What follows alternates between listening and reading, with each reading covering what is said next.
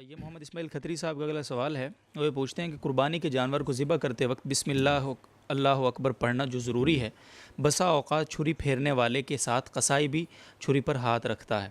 اگر اس نے یہ کلمات نہیں پڑھے تو جانور حلال ہوگا یا حرام ہوگا؟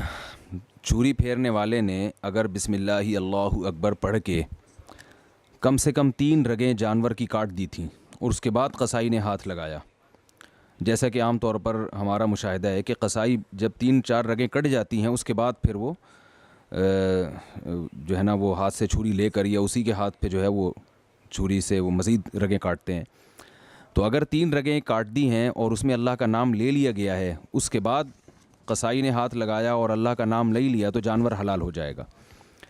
لیکن اگر ایسا نہیں ہے، شروع سے ہی ہاتھ پھیرتے ہوئے قصائی کا ہاتھ بھی شامل تھا اور وہ بھی چھری چلانے میں آپ کے ساتھ شریک تھا، تو پھر جو 2 افراد مل کے چھری چلا رہے ہیں دونوں پر لازم ہے کہ وہ اللہ کا نام لیں. دونوں میں سے کسی ایک نے بھی اگر اس موقع پر اللہ کا نام نہیں لیا تو جانور حلال نہیں ہوگا. ہاں، بھولے سے اگر نام لینا یعنی بھول گئے، اس وقت بعض دفعہ ایسا ہوتا ہے کہ افراتفری کا عالم ہوتا ہے، تو ایسے موقع پر اللہ کا نام لینا انسان بھول جاتا ہے. بھولے سے اگر یعنی بسم اللہ اکبر پڑھنا یا اللہ کا نام لینا بھول گئے ہیں تو پھر وہ حلال ہے، اسے کھا سکتے ہیں.